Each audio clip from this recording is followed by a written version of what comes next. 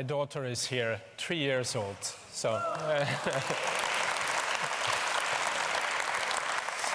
So my name is Jan Boelen, and I am a bioregional designer. For me, bioregional design, I could explain it for hours, but we don't stay here for hours. I rather explain what bioregional design is. I want to share this attitude, this way of working. Materials are heavy and should stay local. People and ideas are light and should travel globally. If we would approach Earth like that, life would be different. I'm here to talk about the Aral Sea, an inland lake, and the Aral School, a new educational program in Uzbekistan.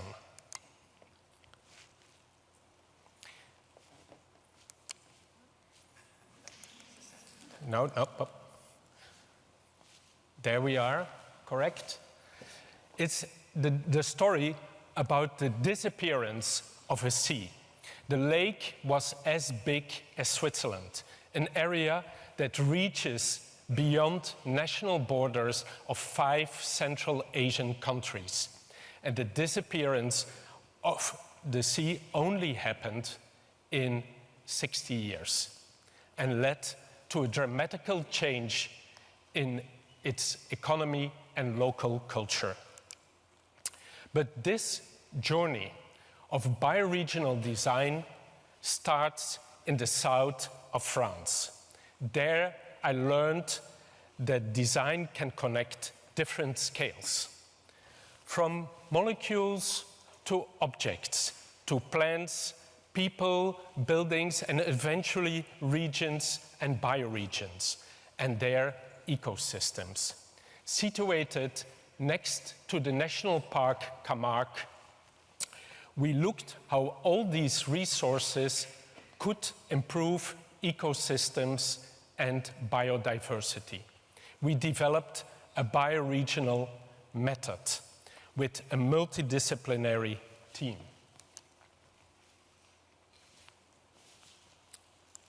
I have to click very hard. And established Atelier LUMA, a biodesign lab founded by LUMA Atelier, a cultural institute. We have built our own lab with more than 20 materials from a circle of 70 kilometers around us to demonstrate it is possible and used our own method. This building is not merely a carbon sink. It is designed as a connected system. It's the result of ecosystemic thinking. It's connected with the landscape and its surroundings. Materials are heavy and should stay local. People and ideas are light and should travel globally. The bioregional method consists of 4 steps. The first step is finding, not with research or searching, but what can we find around us? We map material resources, human resources, and undervalued infrastructures. Again, voila. The second step is connecting by design and prototyping, connecting and weaving the things we found together, the economy, the craftsmen, the resources, technologies, wisdom, and plans. The third step is implementing, testing and prototyping, installing new rituals, new ways of producing, implement them with local constructors and install a new culture of production itself. The fourth and last step is sharing. Sharing this knowledge with students, companies, organizations to install a new culture in a region itself. share the method with other places in the world, the recipes with other places in the world, as it can be inspiring and a blueprint for another place. The transition will only succeed when it's part of culture and everyday life. Design, sorry designers here, design, economy and technologies are merely tools for change, not the goal. But what if the bioregion is gone? What if the bioregion is broken? What if the sea, and there will be many more seas come in the world, what if the Aral Sea is gone? Can we design a bioregion? Can we design new cultures? Can we design new ecosystems? This year, I met Oktyabr Dospanov, and he brought me to his hometown, Munyak, at the shores of Aral Sea in Uzbekistan. It was once a fisher village. It was a village that was a thriving fishing community for centuries.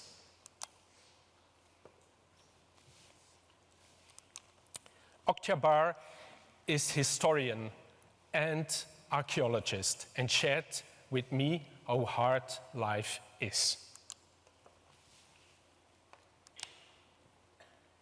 Oktyabr Dospanov. I'm born in Munyak in Aral Sea. 60 years ago in Aral Sea we have a very rich life. Munyak, it is an island, but in island we have a fish factory. We have lots of fish. We have a very interesting and very nice biosphere reservoir. We have lots of trees because it is a delta in Amudarya. But now Amudarya is gone from his direction because in the socialist times, in the Soviet times, cut Amudarya and they built lots of especially channel in Karakalpakstan to agriculture, to rice and cotton. And now we need to restore this culture because all culture is story, it is a nomadic tribes culture. And we have a very interesting ethnography story.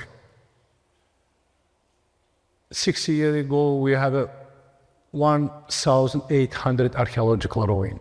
Now we have just 200 archaeological ruins. Everything destroyed. Destroyed because underground water, he is pushing salty water, he is pushing to the wall, to the ruin. And today we need to protect and reconstruct it. This archaeological ruin. We need to reconstruct the culture. We need to protect and help to the local nations. And we need to organize especially school to the organize a workshop, any workshop to the restore this culture. And any factory, like fish factory, is destroyed because no fish, no water. For example, water in Aral Sea now 160 grams per liter. It is a big problem. And by back, I show these tamaris bushes. In Aral Sea regions, we have lots of green now, but everything by desert. How is the next topic to the reconstructed to the biosphere reservoir?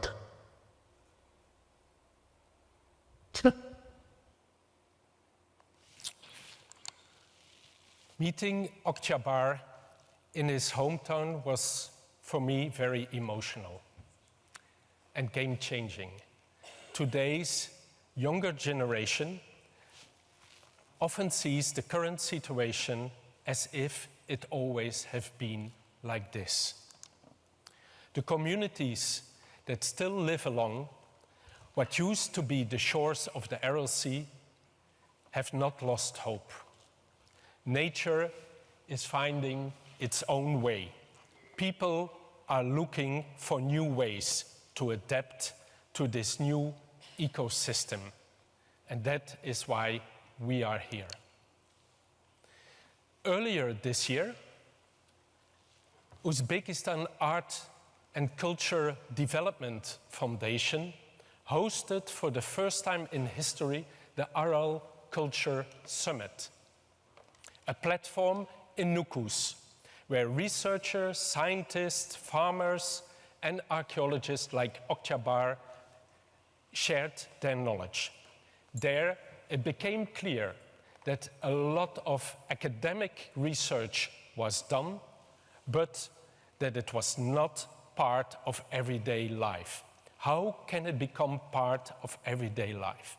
And I realized that the solution is maybe to create an educational program to bring the local and global knowledge together, to create a holistic, systemic healing, to become part of a process, a new culture of a new bioregion that has to be designed and implemented.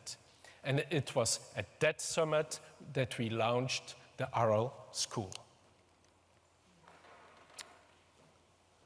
The goal of this new initiative, the Aral School, is to connect a new generation of design practitioners, and hopefully all you here and everyone who is following online, and position Uzbekistan and the Karakalpakstan as a global laboratory for our future, where for 6 months we will explore innovative solutions, cultural and ecological regeneration. As ecological regeneration is a wicked problem, we need different perspectives and an interdisciplinary approach. Sorry. I know I'm fully mixed up. Working from the Aral context, the school promotes regenerative practices, stimulates new ways of learning and collaborating, learns from local wisdom, communities and stakeholders. We will focus on 2 aspects of life: water and food. And these will be the first elements to build new ecosystems. Collaborate together with nature, design landscapes, and build, finally, new ecosystems and a more biodiverse environment. And that's what we call bioregioning.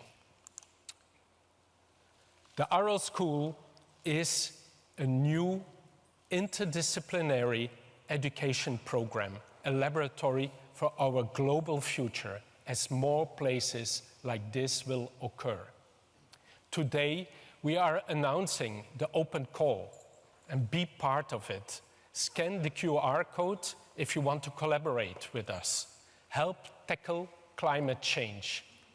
Through design, work with the local communities in Uzbekistan for 6 months, develop new food cultures, learn from Karakalpakstan, prototype new water systems, and your designs will help rebuild what was lost.